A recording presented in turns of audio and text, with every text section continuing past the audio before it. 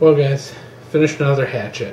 You know, I kind of told myself I wasn't going to make another X restoration video for a while, but I really kind of just love the way this hatchet turned out and wanted to share it. This one I think you saw a week or so ago. I put it in one of the videos with all the kind of stuff I picked up, and finally got around to doing it. And basically this is an unmarked hatchet. No manufacturer's markings whatsoever. There might be something under this chip here, but it's long gone to history now. But it's actually remarkable steel, and as you can see, it has a really good Hammond line on it. So it's got quite a bit of good usable steel left on it.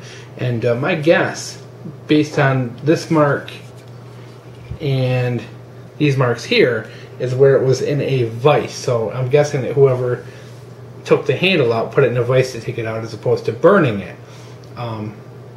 After sharpening this thing up, the steel is top notch. Probably one of the better steels I've gotten in one of the vintage axes so far. It's a good tough steel, and it takes a really good edge. Really happy with it, and really happy with it all together. You know, like all I did with this thing was I just kind of cleaned it up, got the rust off it, sharpened it, and then I threw it in some vinegar to force a patina on it. And I'm just going to leave it how it is, because in reality, once I get using this thing more, the patina is going to wear down a little bit, and it will actually end up by looking real nice. But this is a user, not a looker. So wanted to show you this bad boy. Really do like it.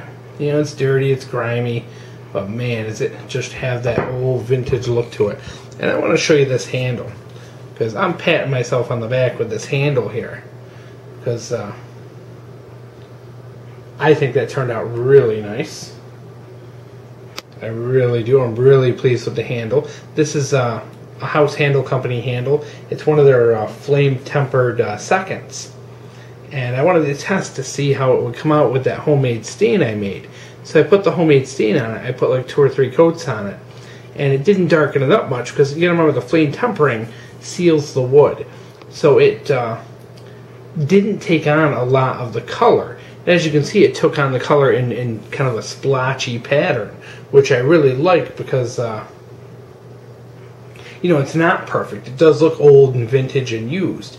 So adding the stain onto the flame tempering really kind of gave it a really nice look, and really brought out the wood grain. As you can see, it really brought that out nicely. And then after a couple coats of the homemade stain, I did some, I think it was 3 or 4 coats of boiled linseed oil, and rubbed it down with steel wool in between, and it has a nice kind of almost glossy finish to it. Not quite, but it feels really good in the hand.